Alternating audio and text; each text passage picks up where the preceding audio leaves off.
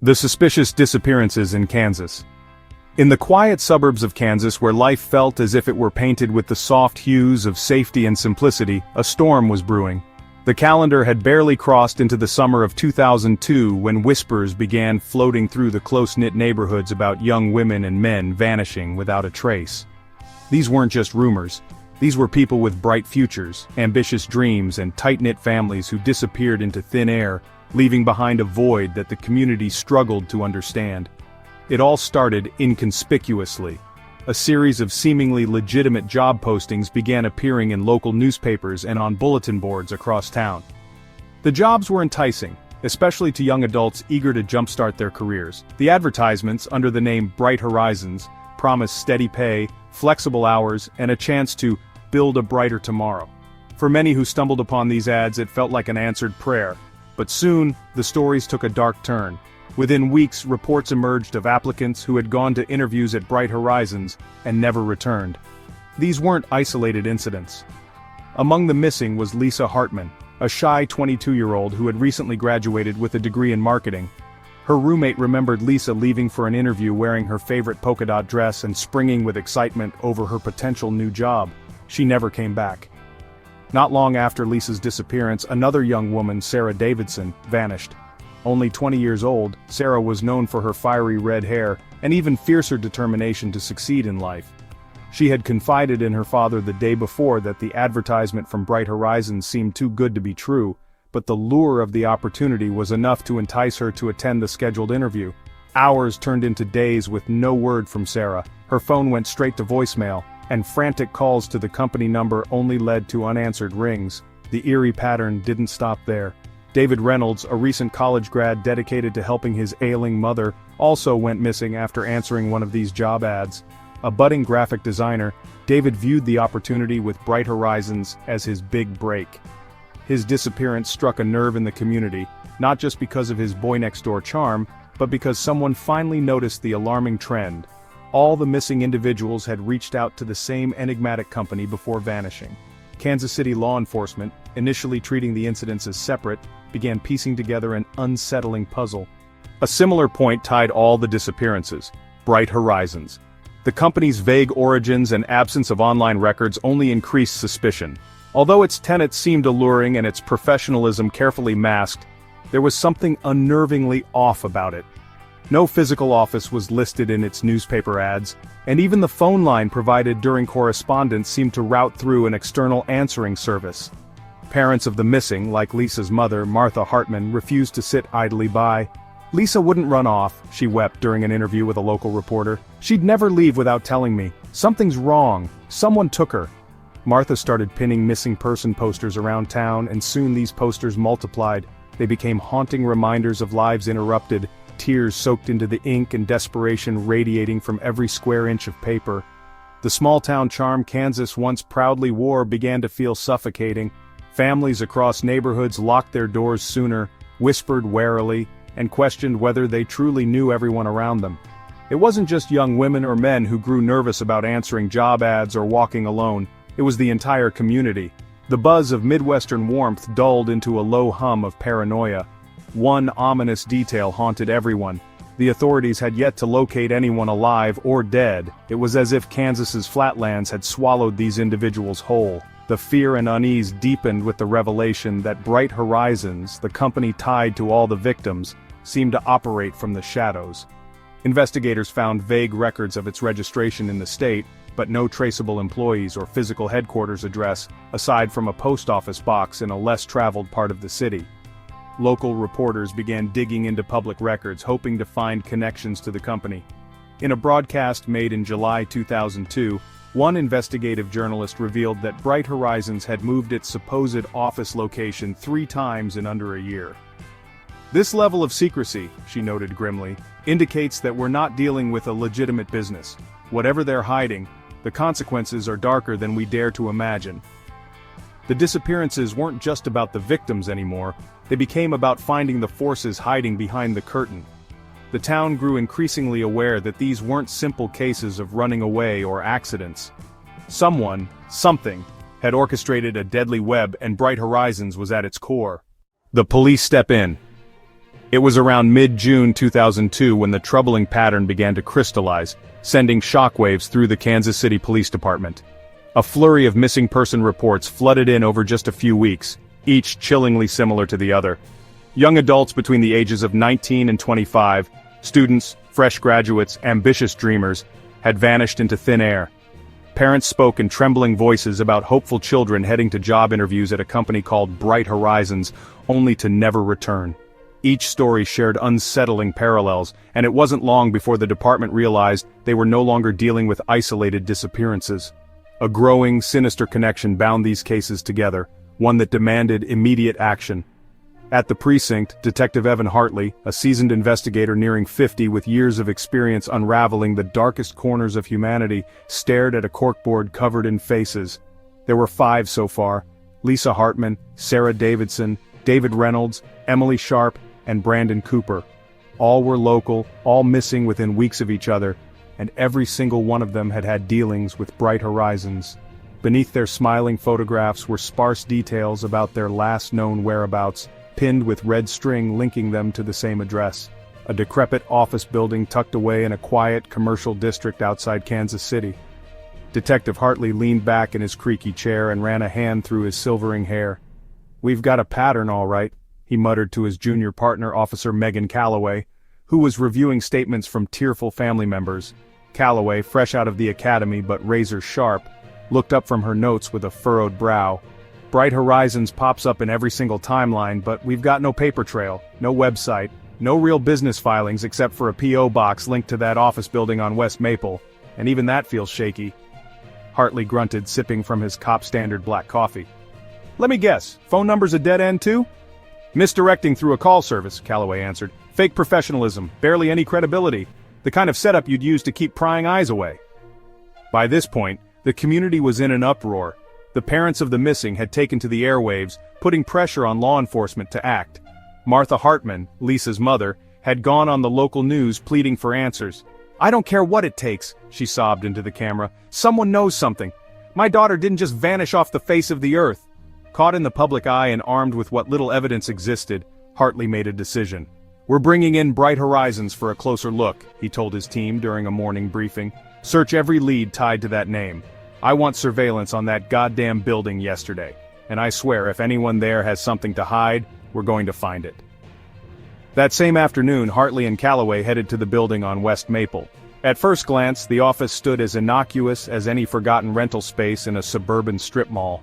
The windows were grime-covered, the blinds shut tight, and the name Bright Horizons was scrawled in black marker on what looked like a makeshift sign taped near the entrance. The smell of mildew lingered in the air as they climbed the rickety stairs to the second floor where the unit was located. An older security guard sat slumped at his desk in the ground floor lobby, lazily thumbing through a crossword puzzle. Hartley approached him with a badge flip. "Detective Hartley, Kansas City PD. We're looking into some missing people. Seen any young men or women walking in here recently, specifically heading up to Bright Horizons?" The guard, whose name tag read Gene, squinted and shook his head. "Bright Horizons? Oh yeah, but nah, not really. Got some people in and out. Guess it's some kind of consulting or recruitment thing upstairs. But I haven't seen anyone unusual except the regular staff. Folks come in for their interviews maybe, but I don't pay much attention, I keep my head down."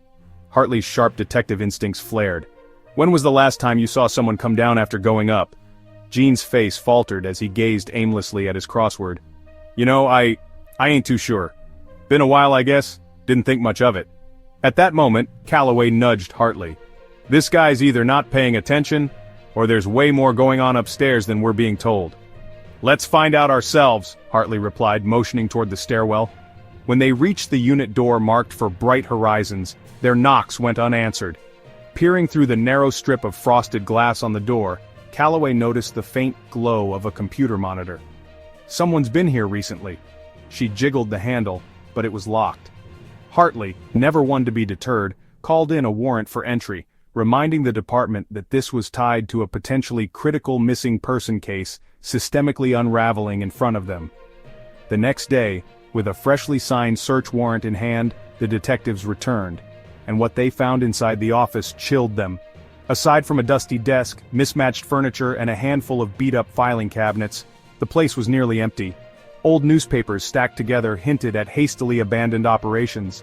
Calloway found a near-blank visitor log mentioning just first names and no surnames, Lisa H., included on the day of her disappearance.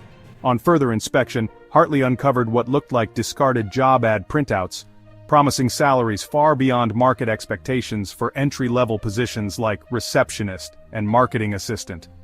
For all the noise Bright Horizons had made in attracting young talent, there wasn't a shred of proof this was a legitimate business. It only deepened the mystery. Why lure people here and then leave behind no trace of interviews or appointments?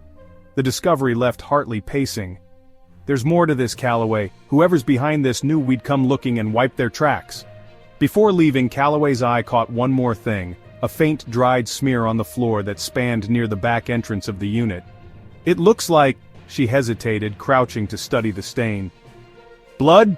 Hartley called for forensics immediately, steps echoing as they exited the building.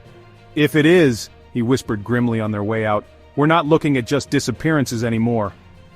As evidence built and suspicions of foul play mounted, the Kansas City PD ramped up their investigation. Teams were assigned to trace company records and contact every individual associated with Bright Horizons. DNA from the bloodstain was rushed to the lab, while undercover officers observed the office building for signs of any activity. Questions spread like wildfire through the suburban neighborhoods. Who was behind this? And just how deep did their deception run? The case was officially declared a high priority by state officials within the week, and the pressure mounted daily to find answers. The quiet streets of Kansas were no longer quiet. The ominous shadow of crime had darkened their peaceful town. For families like the Hartmans and Davidsons, nights became long, restless stretches of waiting for the phone to ring, waiting for news, waiting for hope. But one thing was certain. Bright Horizons wasn't just a business. It was the trigger for something dark, something far worse than they could have ever imagined, and Hartley's gut knew the true horror was still yet to come. The lead to the Outskirts Diner. It was a slow-moving Tuesday morning when Detective Evan Hartley picked up a new piece of information while going through a seemingly endless pile of witness statements and tips. The call had come from a retired farmer named Charlie Benson, who lived on the outskirts of Kansas City. Benson reported repeated sightings of unmarked trucks making late-night deliveries to a diner near his property. They started coming a few months ago, Benson said on the phone, his smoky Midwest drawl making every word slow but deliberate. Something's not right about it. That place, it used to close at sundown. Hartley sat up straighter in his chair, intrigued. Though the tip seemed inconsequential at first glance, years of chasing criminals taught him that the devil was always dancing in the details. "What's the name of this diner, Charlie?" he asked, already jotting down notes. "Donna's Family Diner," came the response. "Been around forever. Good meatloaf, terrible service. But lately I swear there's been something strange about it. The lights stay on all night, trucks coming in and out. Kinda spooked me, you know?" Hartley thanked the man, hung up the phone, and immediately turned to his partner, Officer Megan Calloway, who was working a desk across from him, her attention buried in a stack of paperwork. "Calloway," he called out, his voice laced with urgency. "We've got to check out a diner out in the boonies called Donna's Family Diner." "A diner?" She blinked, lifting her head with a bemused expression. "How does greasy food land on our radar for a missing persons case?" Hartley smirked. Calloway was still green, but her instincts were sharp. "Late-night deliveries, unmarked trucks, and something about it not adding up. Let's just say my gut's telling me it's worth a drive." By mid-afternoon they were headed west, watching the scenery shift from the familiar Kansas landscape of suburban neighborhoods to sprawling fields and solitary buildings perched along vast plains. When they finally arrived at Donna's Family Diner, a two-story building stood against the setting sun at the end of an old gravel road. Its paint had faded over the years, leaving it a pale yellow, and a broken neon sign above the entrance read, D. Mealy_Inner. The gravel parking lot was empty except for an old pickup truck parked near the back alley. Hartley pulled the car to a stop, resting his forearm on the steering wheel as he surveyed the diner. "Quaint," he muttered, though there was an unmistakable edge of suspicion in his tone. "You'd never guess this place might be connected to anything dark." "Looks innocent enough to me," Calloway offered, shutting the car door as she stepped onto the gravel, "though I guess that's the best disguise." As they approached the diner, the sound of their footfalls crunching against the gravel felt unnaturally loud in the quiet atmosphere. Through the windows they could see several empty vinyl booths and a counter with faded stools. The only sign of activity was the thin trail of smoke rising from the building's kitchen chimney. Walking through the entrance, they were immediately greeted by a middle-aged woman with a warm but practiced smile. "Welcome to Donna's Family Diner," she said, her hands wiping at her apron as she spoke. "Name's Donna Mitchell. You with the health folks? We got everything inspected just last month." Hartley flashed his badge while Calloway displayed theirs as backup. "Detective Hartley, Kansas City PD. We're here about some questions related to late-night truck activity at this address." Donna's face twitched ever so slightly before the smile reappeared. "Well now, that's an odd reason for y'all to come out here," she drawled, her accent heavy with Midwest charm. "Only trucks we get are deliveries, just regular supply stuff. Flour, meats, canned goods, you know, the basics to keep the diner running." "Do these deliveries typically come in the middle of the night?" Hartley pressed. Donna gave a short chuckle, though her eyes darted quickly to the side. "Oh, sugar, you know how it is with supply chains. Sometimes they run late. Drivers got schedules, you know what I mean. Nothing unusual around here." Hartley wasn't buying it. There was something too rehearsed, too clean about her answers. "Mind if we have a look at your delivery logs? Maybe even take a tour of the kitchen?" he asked, the polite smile on his face barely masking the authority in his tone. "Sure thing," Donna replied, stepping aside. But her demeanor changed just slightly, her once warm tone cooling to a polite indifference, as she motioned toward the back. The kitchen was a cramped and chaotic space filled with steam and the lingering smell of overcooked meat.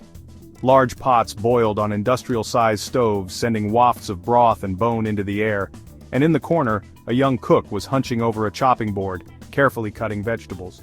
Calloway, glancing around the room with growing unease, leaned closer to Hartley. "Smells a bit unusual, doesn't it?" she whispered. "It does," Hartley replied. His sharp eyes scanned every detail. The damp, scuffed floor, the bulging sacks piled near the back door marked only with an X, the massive metal containers lining the walls.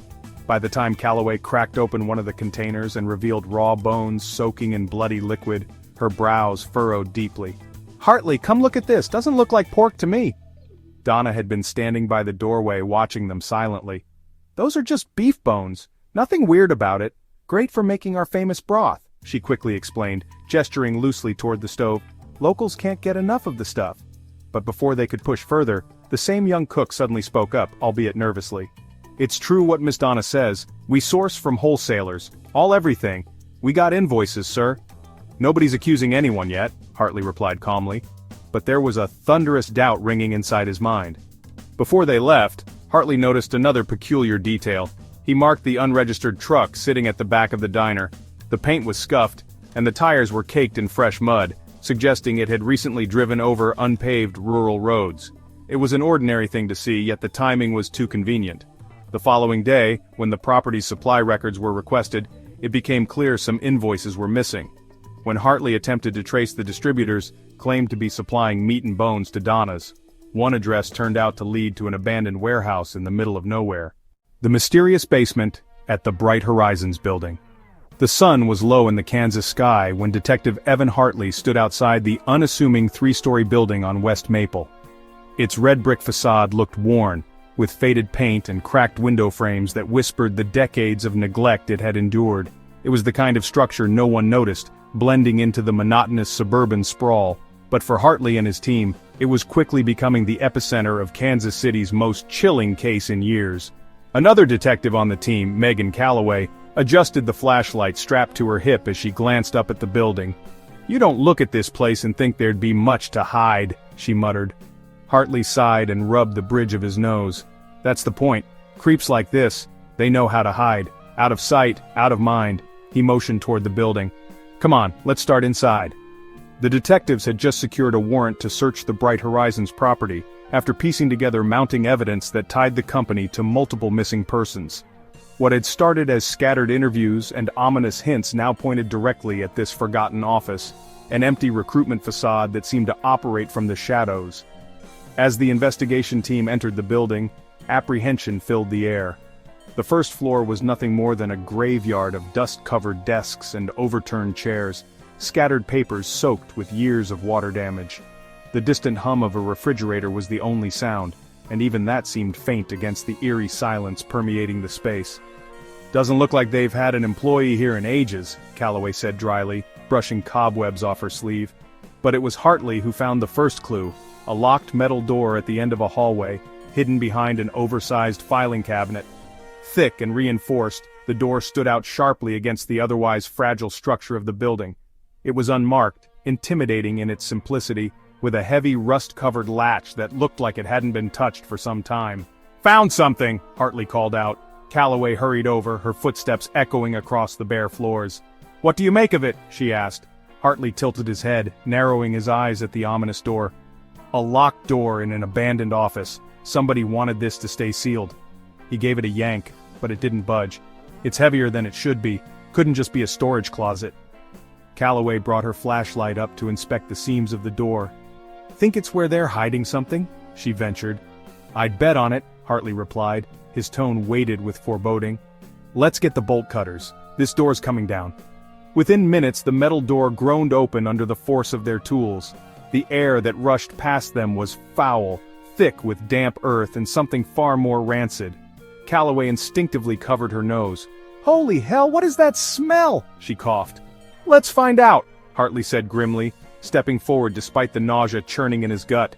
The staircase spiraling downward seemed endless as they descended, each step echoing louder than the last. The detectives realized the space below wasn't some run-of-the-mill basement designed for storage. The walls were lined with concrete, smooth but faintly stained with a rust-colored residue that neither of them wanted to guess the origin of. The further they went, the colder and more oppressive the air became, like they were stepping into another world entirely. At the bottom of the stairs, the narrow hallway opened into a dimly lit underground room, a room that none of them would ever forget. "What the—" Calloway froze, her flashlight trembling as the beam spilled across the space. There was no simple explanation for what they were seeing.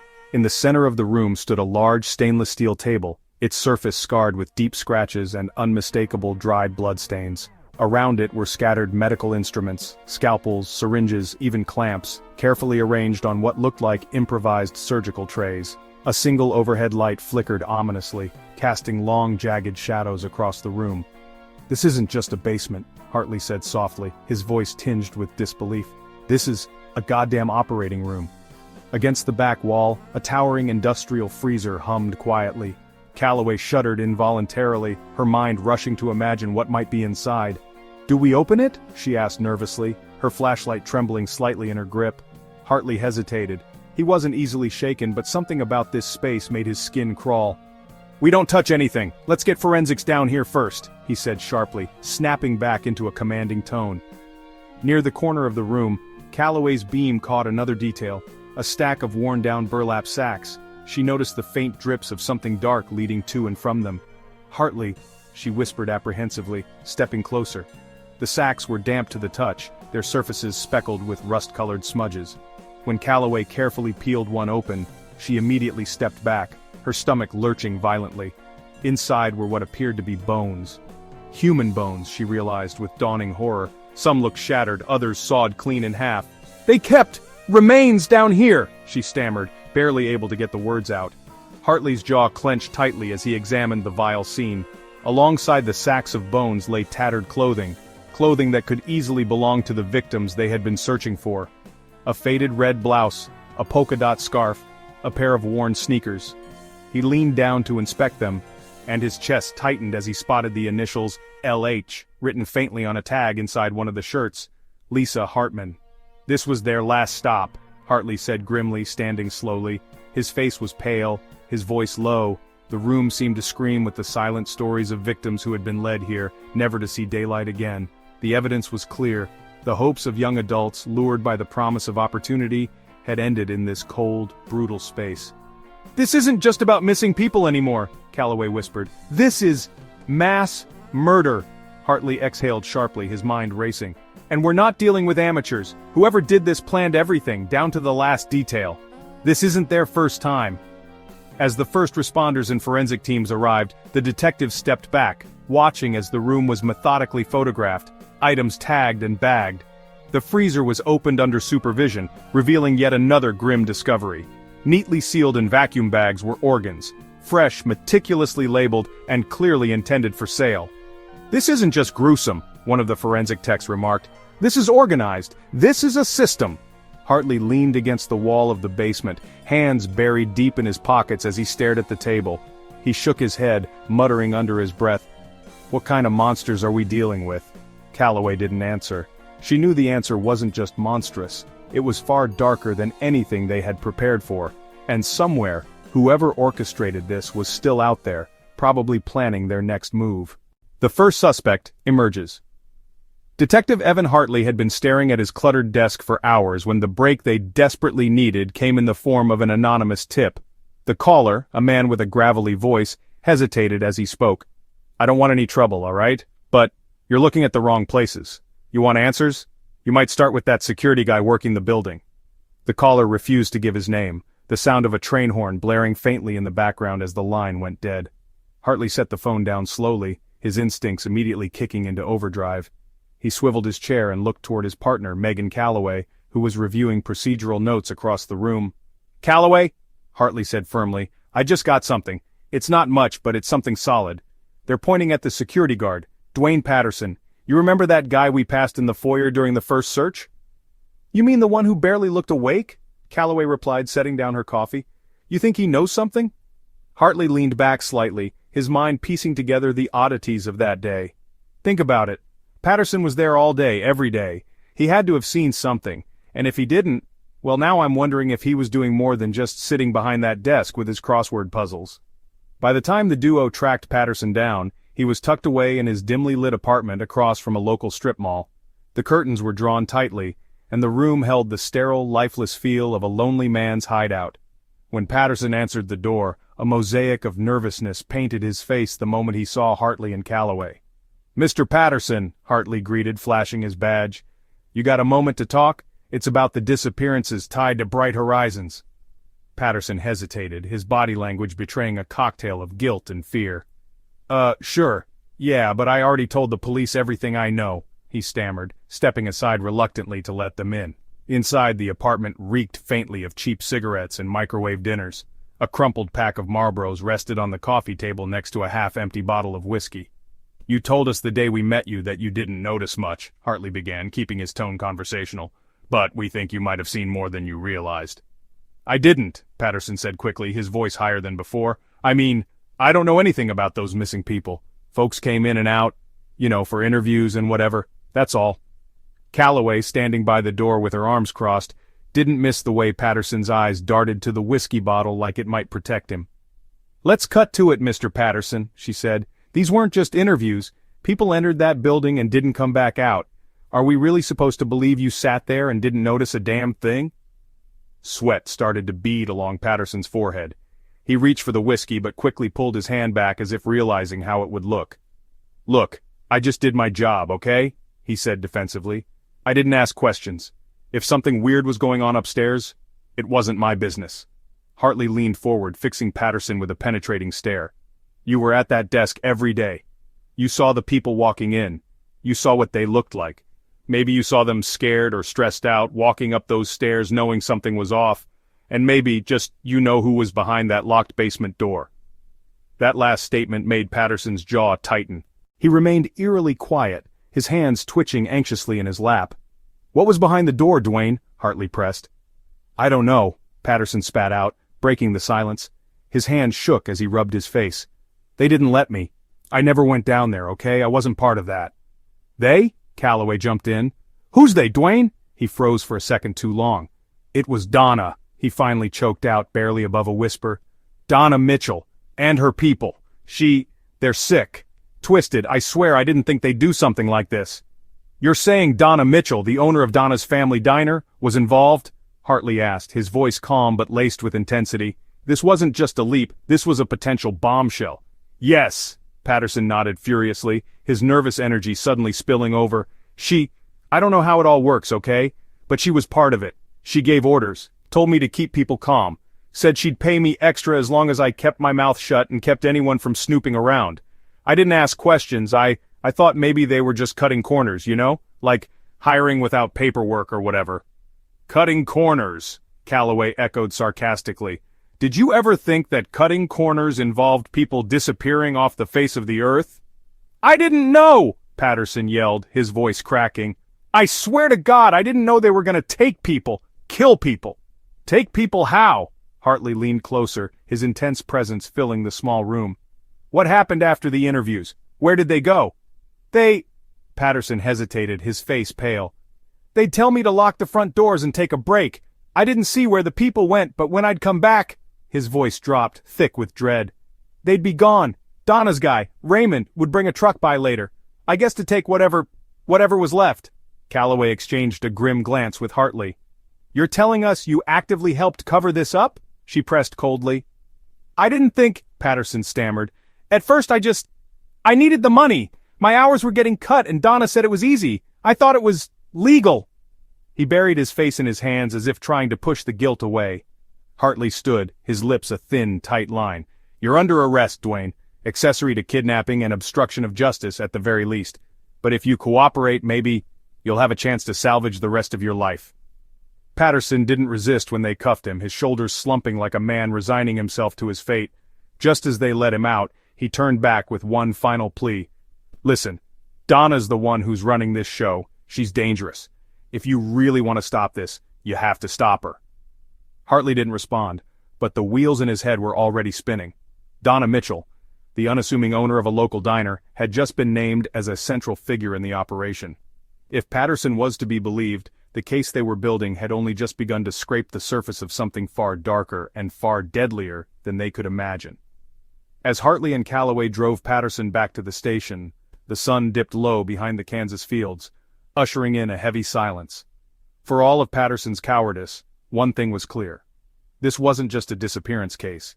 It was a network of evil, meticulously planned and frighteningly efficient. And for Hartley, it was personal now. He wouldn't stop until Donna and everyone involved were brought to justice. The shocking discovery at the diner. It was just past midnight when Detective Evan Hartley and Officer Megan Calloway parked outside Donna's family diner under the cover of darkness. The faint hum of cicadas filled the thick summer air, and a crescent moon cast a pale light over the peeling yellow paint of the building. From the parking lot, the diner looked as unassuming as ever, the kind of place you'd stop at for a greasy burger and a cup of watery coffee on a road trip through Kansas. But Hartley knew better. Beneath its quaint facade was the key to unraveling a gruesome mystery. Hartley took a sip of now-cold coffee from his thermos and glanced at his partner, her fingers drumming nervously on the dashboard. You ready for this, Calloway? Something tells me this isn't just a code violation situation. Calloway blew out a shaky breath and unclicked her seatbelt. Yeah, but I can't shake the feeling that whatever we find in there is going to change the whole game. You're probably right, Hartley replied grimly. Let's go. With backup silently stationed at the edges of the diner property, Hartley and Calloway exited the vehicle, their flashlights slicing through the dark as they carefully approached the back door.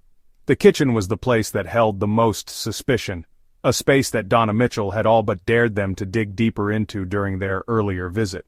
Now armed with a search warrant and a gut feeling that something wasn't right, the detectives were prepared for just about anything, or so they thought. Hartley gestured for Calloway to cover him as he forced open the door with a crowbar. The heavy metal door creaked on its rusting hinges as it swung open, revealing the dark, cramped kitchen they had briefly seen earlier. But this time, the eerie quiet seemed to suffocate the room, amplifying every sound, the faint drip of water from the sink, the hum of the industrial fridge, and their own nervous breathing. Their flashlights panned across the space. By day, the kitchen might look like the heart of any bustling roadside diner, filled with greasy stoves, cluttered counters, and battered pots and pans. But by night, in the eerie glow of the single flickering bulb above, it felt entirely different, more like the set of a horror movie. Something wasn't right. Check over there, Hartley whispered, pointing toward the corner of the kitchen where several burlap sacks were stacked haphazardly near the walk-in freezer. Calloway cautiously approached the sacks, her gloved hand trailing the deep crimson stains streaked across the floor. Detective, this doesn't look like food residue, she muttered, her voice barely audible over the pounding in her chest. She crouched down and reached for one of the sacks. The coarse fabric smelled faintly metallic, and as soon as she peeled back the edge, the beam of her flashlight revealed something horrifying. Bones, Calloway said, her breath catching in her throat. Human bones. Hartley was at her side in an instant, his jaw tight and his teeth grinding together as he stared at the contents of the sack. The bones were fresh, There was no mistaking the clinging bits of sinew and flesh, no excusing the jagged but deliberate saw marks carved into the larger pieces. "God damn it," Hartley muttered under his breath. "I was hoping Patterson was lying." Calloway swallowed hard and stood, her flashlight now pointed toward the freezer. "That's not all," she said, her voice trembling as she gestured toward the massive metal door. "Whatever's in there, we need to see it." "You better hope forensics takes the lead," Hartley said, but the fear in his tone was palpable. Taking no chances, he motioned for Calloway to step back as he carefully opened the freezer. The air that rushed out was icy and carried a smell that turned their stomachs, a combination of death and industrial chemicals. Inside, the shelves were lined with vacuum-sealed bags containing various organs, livers, kidneys, and hearts, all meticulously labeled with handwritten dates and initials. The meticulous organization only made the scene more horrifying. "This isn't just murder," Calloway whispered, covering her mouth with her sleeve. "This is a goddamn body harvesting operation." Hartley nodded gravely, his flashlight scanning further into the freezer. On the bottom shelf, there were smaller bags, a horrifying assortment of fingers, toes, and even pieces of skin. He clenched his fists tightly, his mind racing through the implications. The rest of the kitchen only added to the horror. There were crude surgical tools hidden among standard cooking utensils, scalpels stashed next to meat knives, clamps resting beside ladles. There was no doubt now, this wasn't just some backwater diner, it was a carefully disguised slaughterhouse for human victims. "Get crime scene down here now!" Hartley barked into his radio, his voice clipped but steady. "I want every inch of this place combed over." As officers began swarming the scene, Donna Mitchell was found in the tiny office at the back of the diner. She sat at her desk, casually sipping from a cup of tea as though the chaos in her kitchen didn't exist. "You've got a lot to answer for, Donna," Hartley growled as he stalked into the room. "We know what's in the freezer. We know about the bones." Donna looked up, her eyes as cold and unflinching as the freezer they had just raided. "It's just business, detective," she said, her voice eerily calm. "Everyone's got to make a living." Hartley stared at her, his mind teetering between rage and disbelief. "You think we're just going to let you walk out of here after what we found? You're disgusting!" Her lips curled into a chilling smile. "I wasn't planning on walking out of here, but you'll never catch the others. You're already too late." At that moment, Hartley knew this wasn't the end, it was only the beginning. Donna Mitchell was just one piece of a massive, grotesque puzzle. And if her chilling words were true, the operation didn't stop at her. Somewhere out there, her accomplices were still working to keep this dark industry alive. As she was let out in cuffs, her smile never wavered. Hartley and Calloway stood outside the diner, watching the early morning sun rise on a crime scene that would haunt them for the rest of their careers. "We're dealing with monsters," Calloway muttered. "And we've only found one of them," Hartley replied. "This is far from over." The roles in the organ trafficking operation. Detective Evan Hartley sat in the dimly lit interrogation room, his elbows resting on the cold metal desk, as he stared across at Dwayne Patterson. The room smelled faintly of disinfectant, the air tense with anticipation. Dwayne, who had been slouched in silence for nearly an hour, absently twisted his fingers, beads of sweat dripping from his forehead. He had already spilled enough details to implicate himself, but now it was time to unravel the hierarchy behind this gruesome operation. "All right, Dwayne," Hartley said, his voice measured yet firm. "We know Donna Mitchell was a key player. You've confirmed she gave you instructions. But there's no way she orchestrated this whole thing alone. I need you to give me names. If you don't, you'll be the one taking the fall for all of it." Dwayne raised his eyes warily, his lips trembling slightly.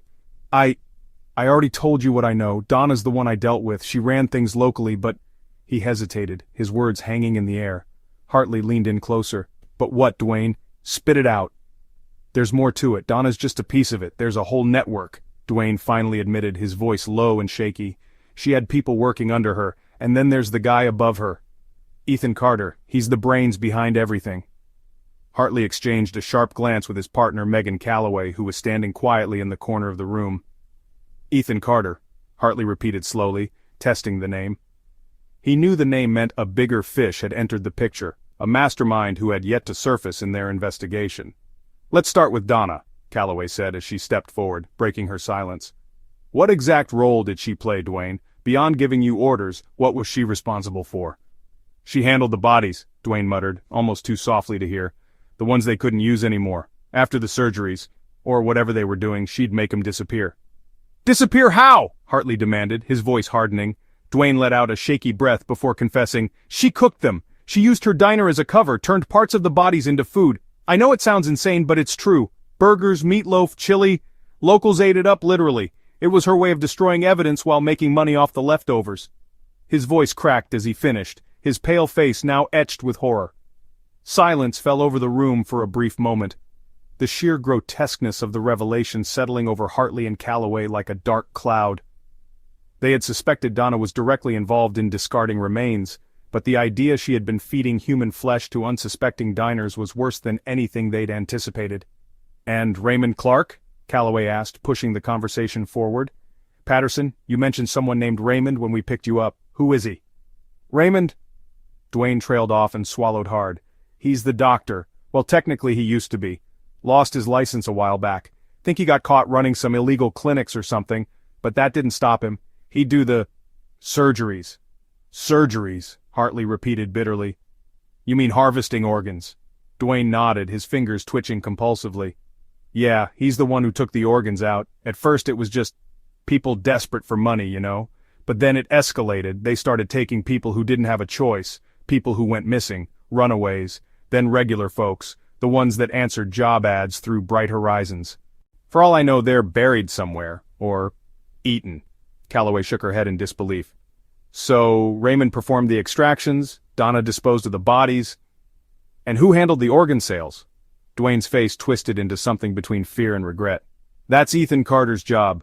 He's the one who made the connections. He worked with brokers on the black market, selling to the highest bidders. Hospitals overseas, underground clinics, rich people looking for transplants off the record. Ethan coordinated all of it. He made it seamless, like a goddamn supply chain." "How deeply involved was Ethan?" Hartley pressed. "Deep. He was the one who started it all. Bright Horizons. That was his idea, a way to lure people in. He set it up to look like a legitimate business, but it was just bait.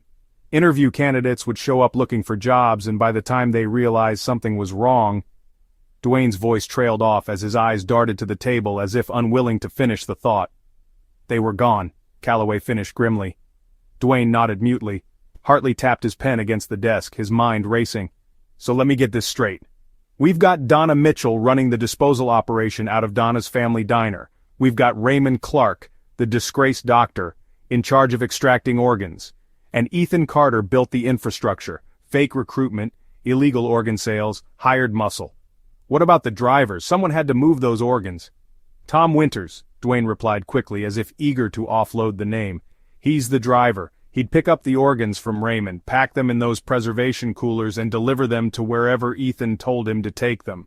Could be across state lines, could be international drops. I'd see him come and go, no questions, no hesitation. He just followed orders." Hartley leaned back in his chair, running a hand over his face. The picture was becoming clearer, and with every detail Dwayne provided, the case grew darker and more sinister. This wasn't just a small-town atrocity. It was a well-organized, multi-level operation built on greed, cruelty, and complete disregard for human life. "Let's sum this up," Hartley said, finally breaking the tension. "Donna Mitchell turns her diner into a front to get rid of the leftovers. Raymond Clark, a medical professional turned butcher, handles the extractions. Tom Winters moves the goods and Ethan Carter makes the deals.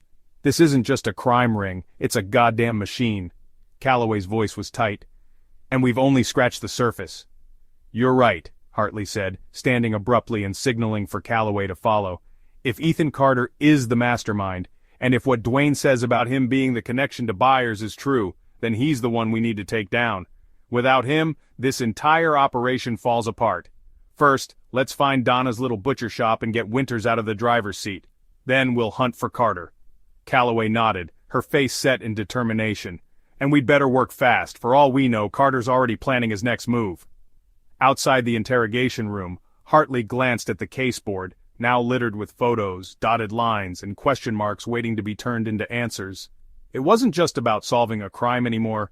It was about stopping a system of evil that had claimed too many lives already. If Ethan Carter thought he could stay in the shadows, he was sorely mistaken. Hartley was coming for him. The hunt for the mastermind. The walls of the Kansas City precinct were buzzing with urgency the moment the name appeared on their radar. To Detective Evan Hartley, this wasn't just another name. It was a linchpin. A man who not only coordinated an insidious organ trafficking network, but had managed to stay invisible while his minions took the fall. Now, all of that was about to change. It didn't take long for the first challenge to arise. Ethan Carter had ghosted. The moment Donna Mitchell was arrested and the news broke, Ethan seemed to vanish into thin air. His house in Kansas City was empty, credit cards deactivated, his car left abandoned at a small airport 2 towns over. It was clear Carter hadn't fled out of panic. He'd planned for this. "They always have a contingency plan," Hartley muttered, staring at the dried coffee stain on his desk as he flipped through Carter's sparse records. "Guys like him don't just disappear. He's got resources, money, connections." Officer Calloway sat across from him, digging into her own research. "You think he's still in the country?" she asked, carefully scanning a series of bank transactions linked to Carter's shell companies. "He's a businessman before he's a criminal," Hartley replied, leaning back and running his hand through his hair. "He's not going to hide in some cabin in the woods. He's probably still working, keeping this whole thing going. If I were him, I'd be somewhere untouchable, somewhere with weak extradition." Calloway frowned, processing his words. "Mexico or South America?" "Sounds about right," Hartley said, nodding.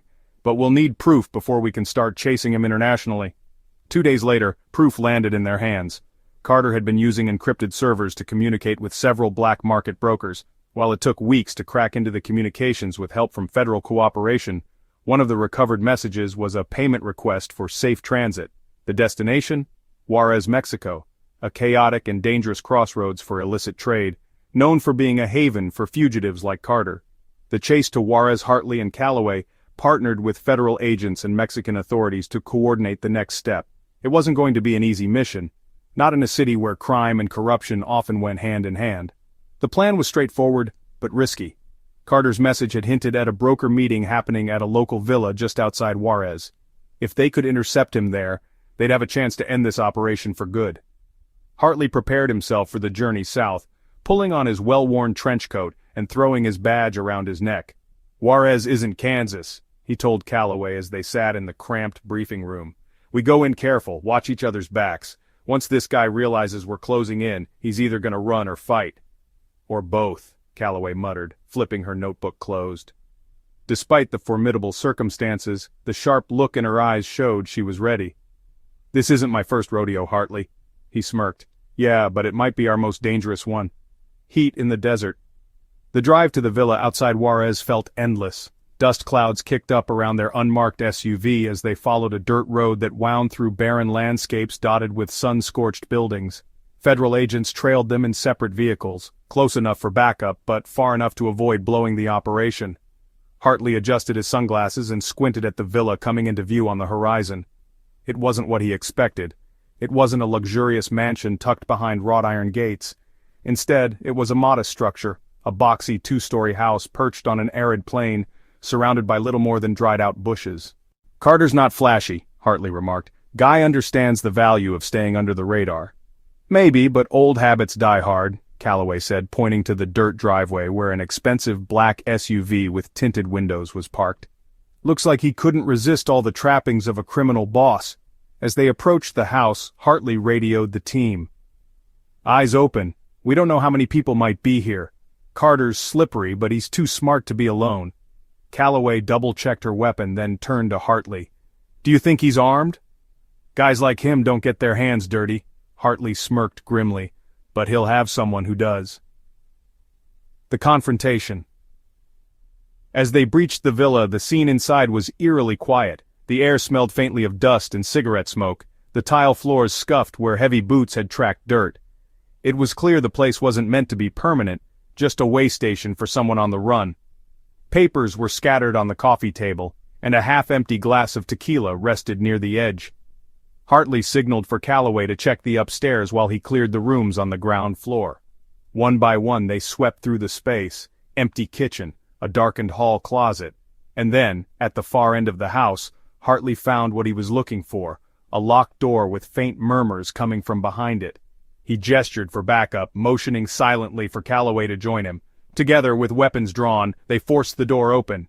Inside the room sat Ethan Carter, his tailored suit now slightly rumpled but still giving off a sense of control. His hair was neatly combed, and his hands rested on the armrests of the chair he sat in, as if he had been expecting them all along. Beside him stood two men with automatic weapons slung over their shoulders, mercenaries, clearly ready to die for their paychecks. "Detectives," Carter said, his voice smooth and unhurried. "Took you long enough. I was beginning to think you'd never catch up." "Ethan Carter," Hartley said, his gun trained on the mastermind's chest. "You're under arrest for—" "Spare me the formalities," Carter interrupted, leaning back lazily. "You think putting me behind bars is going to stop what I've built? It's just business, gentlemen, and business never stops." "We'll see about that," Calloway snapped. "Get up, hands where we can see them." Carter didn't move. "You're looking at a house of cards, officers. Arrest me, and someone else will take my place. It's too big for you to stop. It's global." Hartley stepped closer, unshaken. "If we pull enough cards, the whole thing comes down. Stand up now." The standoff didn't last long. The two hired guns looked at each other, clearly realizing they weren't being paid enough to die for Carter. They hesitated for a moment, but ultimately dropped their weapons. Carter simply smirked, raising his hands in mock surrender. "Well, detective, looks like you won this round. Endgame." The trip back to Kansas City was long and quiet. Carter, in cuffs, sat in the back seat of the SUV with a chilling calmness that unnerved everyone around him. Hartley didn't need him to say a word. He knew the man was already planning how to undercut their efforts, even from behind bars. But Hartley had one advantage.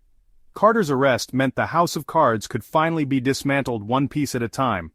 With names, networks, and locations already trickling in from their investigation, Hartley and Calloway had everything they needed to take down the international operation Carter had created. As Kansas's skyline appeared on the horizon, Calloway broke the silence.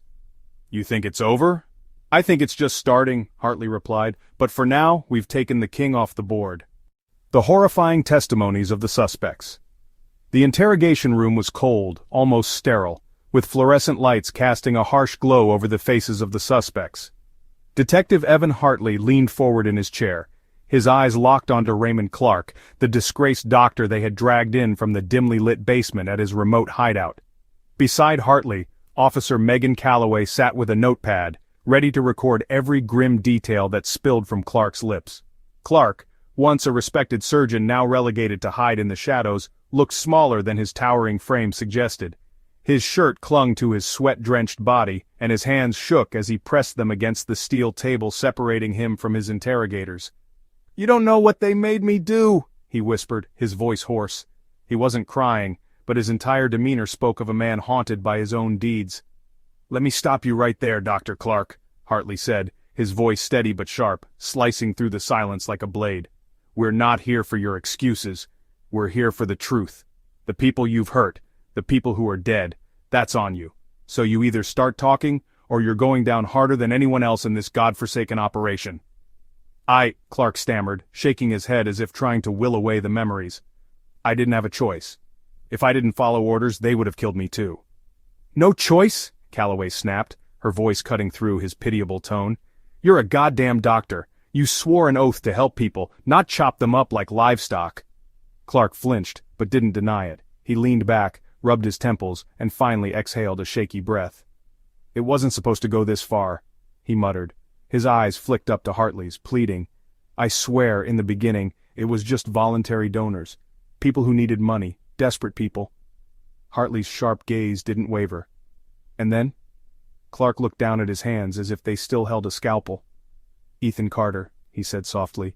"He promised it would be clean, professional, but it wasn't enough for him. Clark's voice broke slightly. "He said desperation wasn't reliable, that we needed a steady supply." "Steady supply?" Calloway's voice dripped with disgust. "Is that what you call abducting innocent people and ripping them apart for their organs?" Clark buried his face in his hands, his shoulders trembling. "You think I wanted to do this?" he shouted suddenly, his voice cracking. "You have no idea what it's like to be in too deep. You do what they tell you or you disappear too. One day it was scared kids signing consent forms, the next it was people being dragged into my operating room awake." His words trailed into a whisper. Some of them were awake. The room fell into a heavy silence, the weight of his confession pressing down like a suffocating fog. Hartley leaned closer, his voice eerily calm. "How many, Clark? How many people did you kill?" Clark shook his head, tears pooling in his bloodshot eyes. "I didn't kill them," he muttered, almost as if trying to convince himself. "Their bodies did that. Blood loss, organ failure. I was just—" "How many?" Hartley's voice was a low growl now, his patience gone. 15, Clark finally admitted, the word a strangled whisper crawling out of his throat. Maybe more. I stopped keeping count. Hartley leaned back in his chair, his fists clenched. 15 lives, maybe more, reduced to numbers for profit. It made him sick, but there was no time to dwell on it. There was still more to unravel. He exchanged a glance with Calloway, who nodded. They needed to press further. Donna Mitchell's turn. An hour later, Donna Mitchell sat in the same chair, wearing the same cool, eerily calm smile that hadn't left her face since her arrest. She leaned back slightly, her hands cuffed in front of her as if the entire process bored her. In stark contrast to Clark's trembling guilt, Mitchell exuded a disturbing air of control. So, Hartley began, setting a thin stack of photos on the table in front of her. Each photo showed victims, their faces, personal belongings, evidence pulled from her diner. This is what's left of the people you helped kill. Mitchell glanced at the photos without emotion, her cold blue eyes studying each one briefly before moving on.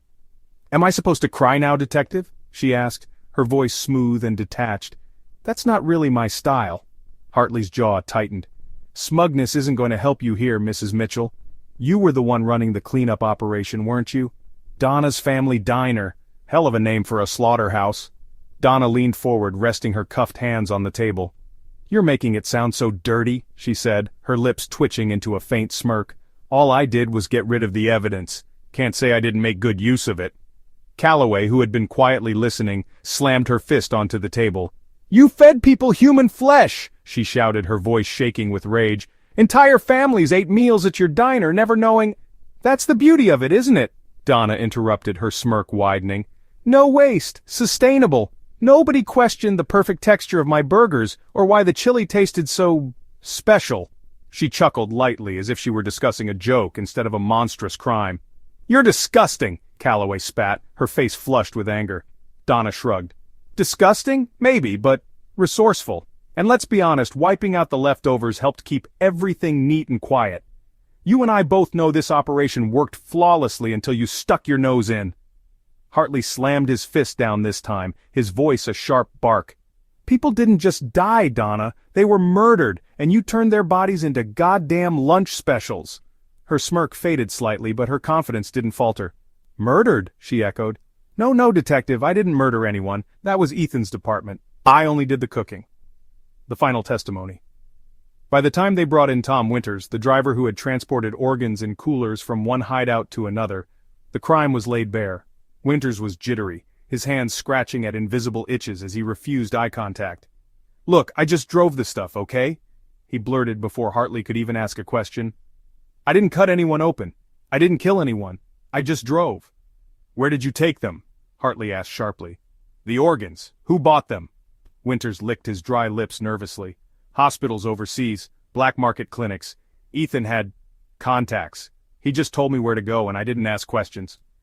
Except where your paycheck was coming from, Calloway shot back, her tone biting. Yeah, well, Winters hesitated, his voice dropping to a defeated whisper. Transport doesn't pay much without risks, right? The horrors unveiled. By the end of the interrogations, Hartley and Calloway walked out of the precinct, their minds heavy with the weight of what they'd just uncovered. Every suspect's testimony painted a clear, harrowing picture, a machine of horrors, operated by greed and fueled by the commodification of human lives. There were no innocent players here, just monsters operating under different titles. The butcher, the cleaner, the driver, the mastermind. The precinct hallway seemed impossibly long, the walls closing in as Hartley finally muttered, Calloway, I don't think I've ever heard anything darker than this. Me neither, she replied quietly, her head down. But we're not finished. No, Hartley agreed, his voice resolute. We're just getting started. The thrilling chase.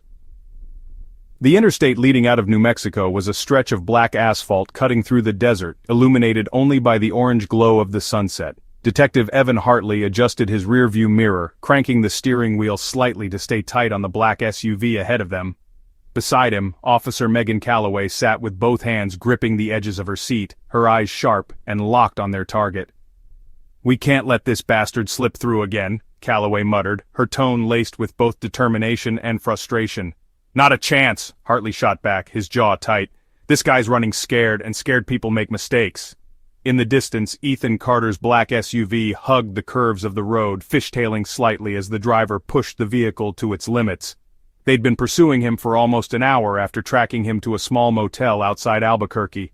Carter had spotted their unmarked car, jumped into his getaway vehicle, and the chase had begun. "Backup's 5 minutes out," Calloway said as she glanced at the GPS tablet mounted to the dashboard. "But if Carter gets to that state line before then—" "He won't," Hartley interrupted, his foot pressing harder on the gas. The engine roared in response, the speedometer needle climbing steadily past 90 miles per hour. "I'll make sure of it." The desert race. The black SUV ahead suddenly swerved left, cutting across an exit ramp that veered onto a smaller, more isolated highway. Hartley cursed under his breath as he yanked the wheel to follow. Dust kicked up in thick, suffocating plumes as the vehicles sped onto a gravel road that stretched out like a ribbon through the barren landscape. "Damn it, he's heading for the desert!" Calloway barked, gripping her seat harder as the car hit a bump and jostled them both. "You think he's got a plan, or is he just desperate?" "Doesn't matter," Hartley replied grimly, narrowing his eyes at the taillights just barely visible through the dust cloud. "He's messed up either way. Once we catch him, he's done." Calloway squinted ahead, her voice tense. "Doesn't mean he won't try taking us with him, Hartley." The ambush. Suddenly, Carter's SUV skidded to a stop up ahead, its tires throwing a flurry of gravel and dirt into the air. Hartley immediately slammed on the brakes, his own car screeching to a halt about 50 feet behind. "What the hell is he doing?" Calloway asked, already reaching for her sidearm. Before Hartley could respond, the driver's side door of Carter's SUV swung open, and a shadowy figure jumped out, sprinting toward the rocks lining the roadside. "He's running!" Calloway shouted, throwing open her own door and stepping out. "Wait!" Hartley commanded, his eyes scanning the SUV. Something didn't sit right, the sudden stop, the abrupt abandonment of the car. He grabbed Calloway's arm just as she stepped forward. "This doesn't feel—" Before he could finish, a deafening crack split the air. The windshield of their car exploded as a sniper round punched clean through the glass. "Ambush!" Hartley roared, pulling Calloway back behind the vehicle. Both ducked as another shot rang out, this time kicking up dirt inches from where Hartley had been standing. His heart pounded in his chest as he grabbed the radio clipped to his vest. "This is Detective Hartley. We're under fire. Repeat, under fire. Suspect has backup, likely armed with long-range rifles. Get back up here, now!" A game of cat and mouse. From behind the car's meager cover, Calloway exchanged a quick look with Hartley, her pistol gripped tightly in her hands. "What the hell kind of operation is this guy running? He's got snipers now?" Hartley grit his teeth, peeking over the hood just long enough to catch a glimpse of movement in the rocks up ahead. "Carter's no fool," he said. "He's been 10 steps ahead of us this whole time. Makes sense he'd have insurance in case he got cornered." "And now we're pinned down in the middle of the goddamn desert?" Calloway hissed. Another shot whistled past, inches from her shoulder. She flinched but stayed low. "We're not pinned," Hartley said firmly, already scheming. "We just need to flush them out." "Oh yeah?" Calloway snapped. "And how exactly are we supposed to do that, Sherlock? Ask nicely?" Hartley grinned faintly despite the tension. "That's the fun part." Before Calloway could protest, Hartley grabbed a smoke grenade from the tactical kit stashed under his seat. With a flick of his wrist, he yanked the pin and hurled it toward the rocks where the sniper fire had originated. A thick plume of white smoke erupted, quickly masking their position. "All right," Hartley said, checking his weapon one last time. "Cover me. I'm going wide." "Wide?" Calloway hissed, her eyes wide with disbelief. "Are you insane? That sniper will turn you into Swiss cheese!" "Not with this smoke," Hartley countered, already moving toward the side of the vehicle. "Besides, you've got my back, right?" "Damn it, Hartley!" Calloway snarled, raising her pistol and scanning the smoke-covered rocks for any sign of movement. "You owe me a beer when this is over! A good one!" "You got it," Hartley said, and then he was gone, disappearing into the desert shadows. The takedown. Hartley moved like a phantom, crouched low and keeping his footsteps light against the gravel. The smoke gave him just enough cover to make it to the nearest cluster of rocks without drawing fire. From there, he could see the sniper, a wiry man dressed in tactical gear, his scope trained on the vehicle where Calloway remained crouched. Taking careful aim, Hartley fired. The shot wasn't lethal. He deliberately targeted the sniper's shoulder, sending the man sprawling backward with a scream. At the sound of the shot, Calloway sprang into action, breaking cover and sprinting toward Hartley's position. "Sniper's down!" Hartley called out as she joined him. The two of them advanced together, closing in on the wounded man writhing in the dirt. "Where's Carter?" Hartley demanded, leveling his gun at the sniper's chest. "Where the hell did he go?" The sniper glared up at him, blood seeping through his fingers as he clutched his shoulder.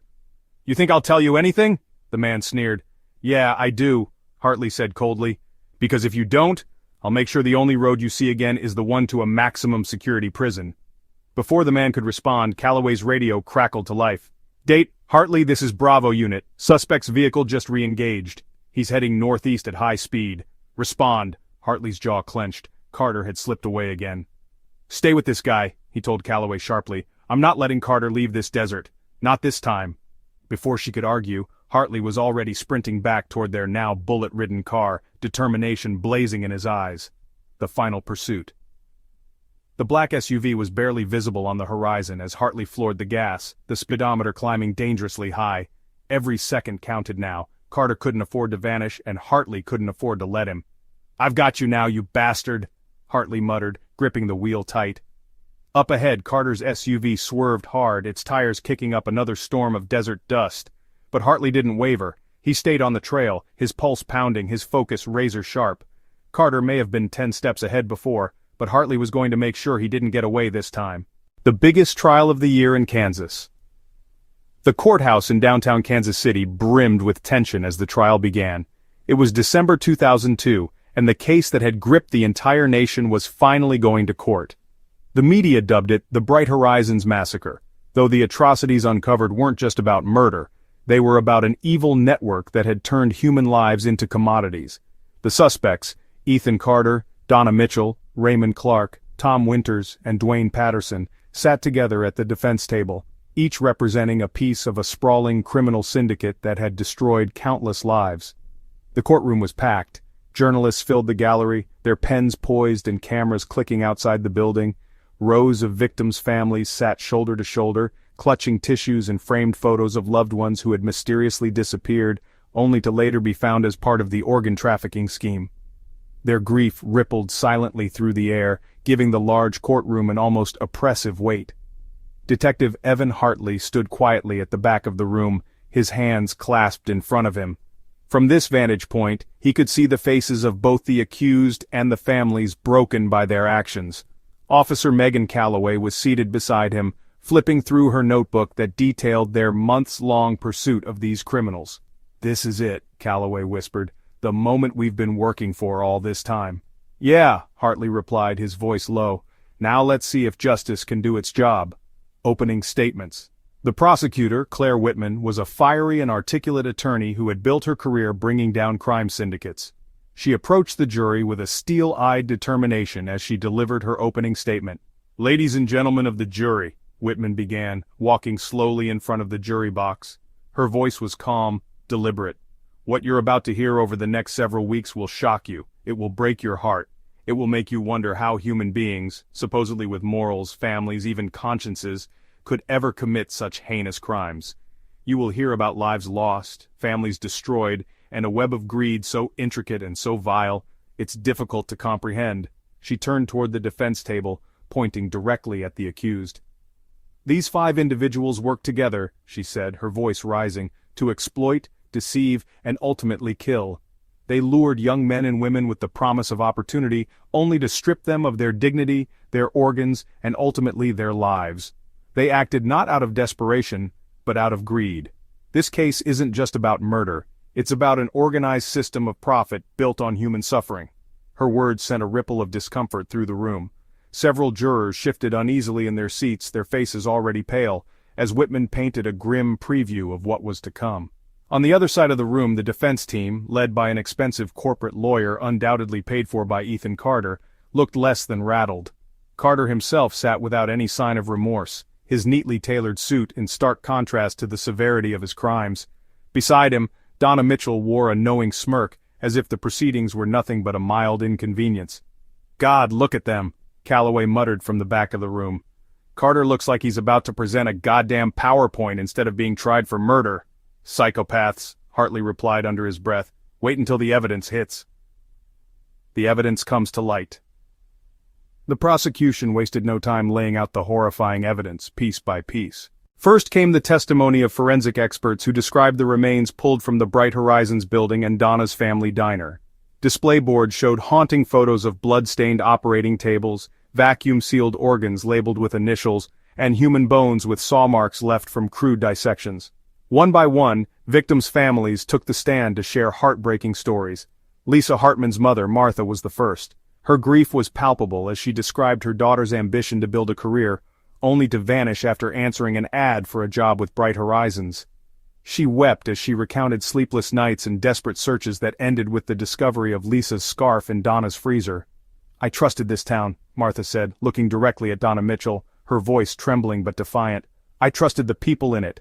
And you turned it into a nightmare." Donna refused to meet Martha's gaze, her face betraying none of the guilt others might have felt. Then came testimonies from former employees of Bright Horizons, people who managed to escape the operation either by luck or because they hadn't yet walked into Carter's trap. One young woman described being lured into what she thought was a legitimate screening process for new hires, only to realize something was horribly wrong. "They locked the door behind me," the witness said, her hands shaking as she testified. "The interview wasn't an interview, it was just questions about my medical history." She paused, her voice choking up. "I ran. I didn't even look back, I just ran." The defense fights back. The defense strategy was to downplay the operation, painting Ethan Carter as a businessman in over his head, and Mitchell as merely a restaurant owner with no knowledge of the syndicate's darker dealings. Clark, they claimed, was coerced. Winters? Just a driver. Patterson? An unwilling participant. But Whitman wasn't having it. She dismantled their arguments with cold, hard facts.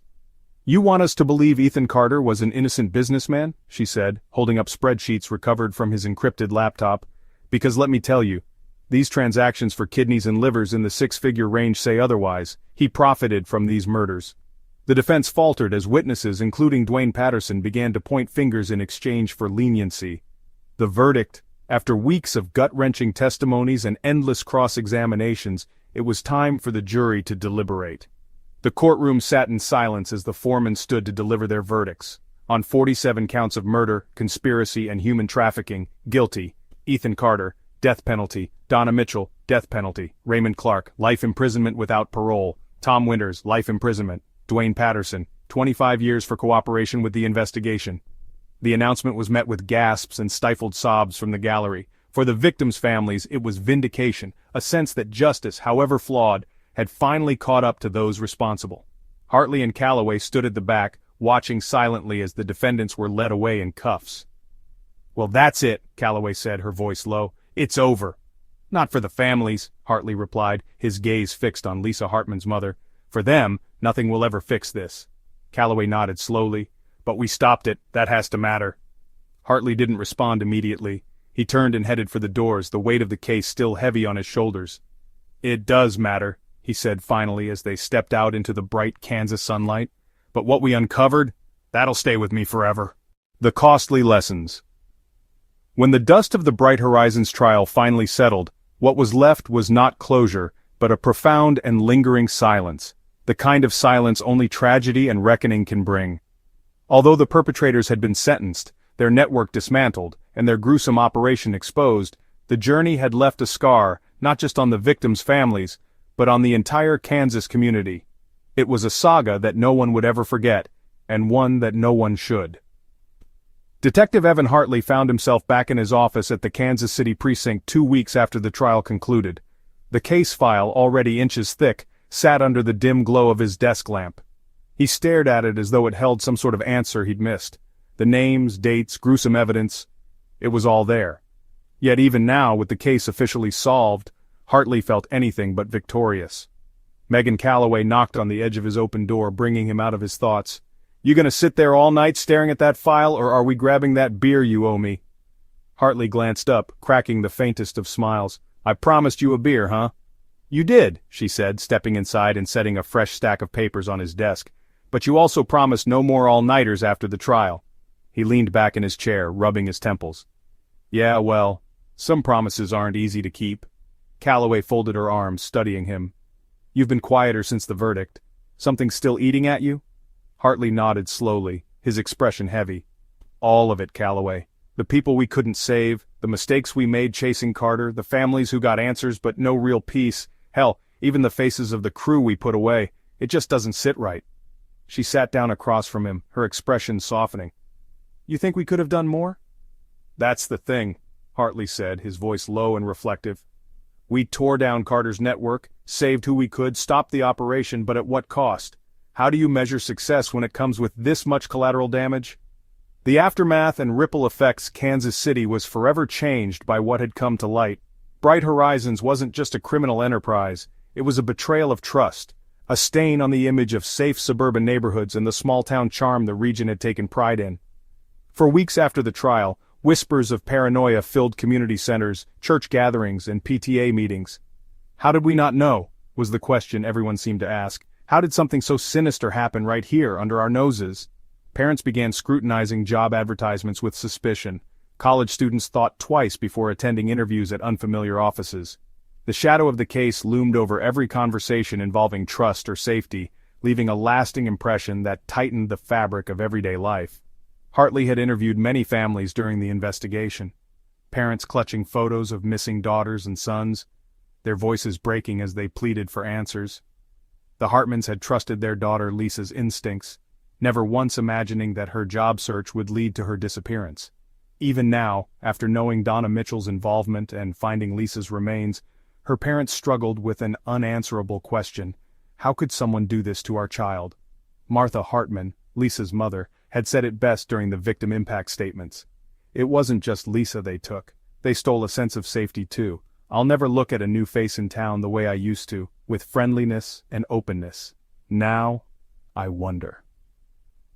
The lessons for law enforcement for the Kansas City Police Department. The Bright Horizons case marked a turning point. Investigators, including Hartley, had to reckon with the systemic failures that had allowed Carter's operation to flourish for so long. The fake job ads, the untraceable call services, the facade of legitimacy presented by Bright Horizons, it had all been meticulously designed to exploit not just people, but the blind spots in the system. There are always patterns, Hartley said during an internal debriefing just after the trial. We just weren't looking for this kind of pattern, and people like Carter, they prey on that. Calloway added, we've gotten too used to thinking crime like this is an elsewhere problem, something that happens in big cities or on the other side of the world. But it came here, right under our noses. The department implemented new protocols as a result of the case: background checks for businesses advertising in the city, closer regulation of employment postings, and mandatory training for officers on recognizing signs of human trafficking. No one was willing to take the chance that a similar operation could go unnoticed again. The unquantifiable cost. One number will stay with me forever, Hartley said to Calloway one evening as they sat in a darkened booth at Joe's Tavern. 15 lives, and those are just the ones we confirmed. Calloway nodded solemnly, nursing her drink. And that doesn't even count the families who lost their sense of peace, or the kids already on edge about their futures who now think the world's nothing but predators. It feels like a drop in the bucket, Hartley continued. For every Carter we catch, there are a dozen more somewhere else. You think we actually made a difference? Calloway tilted her head, considering him carefully. You ever heard the story about the starfish? The one where a man's walking on the beach throwing stranded starfish back into the ocean and someone tells him he can't save them all? His answer is, maybe not, but I made a difference for this one. Hartley grunted. So, you're saying 15 starfish? 15 starfish, Calloway confirmed quietly. And maybe next time it's 20, maybe 50 after that. It matters, Hartley. He exhaled heavily, staring into the amber hue of his beer. It's a hell of a way to matter. Looking ahead. If anything good came out of the case, it was the fire it lit under the community and law enforcement to take trafficking more seriously. Neighbor began watching out for neighbor again, businesses upped their hiring standards, and local colleges started conducting job search workshops to help students spot predatory offers. Bright Horizons had been a monstrous machine, but its exposure had galvanized a response that would protect future generations. Still, for Hartley, Calloway, and the victims' families, the scars remained. Every time Hartley drove past the now-abandoned Bright Horizons building or Donna's shuttered diner, he felt the weight of everything they'd uncovered pressing down again. It's never truly over, Hartley had said in a press conference after the verdict. But as long as people stand together, families, communities, officers, we can make sure it doesn't happen here again. Do you believe that? Calloway had asked him later, away from the microphones and cameras. Hartley had paused, his expression thoughtful. Then he gave a small, weary shrug. I have to believe it, he said. Otherwise, what the hell are we even doing this for? This became Kansas's lesson. That safety isn't a given, It's a privilege earned through vigilance, compassion, and hard work. The Bright Horizons trial wasn't just a reckoning for the criminals, it was a wake-up call for everyone. And while victories like this come at great cost, they also remind us what's worth fighting for.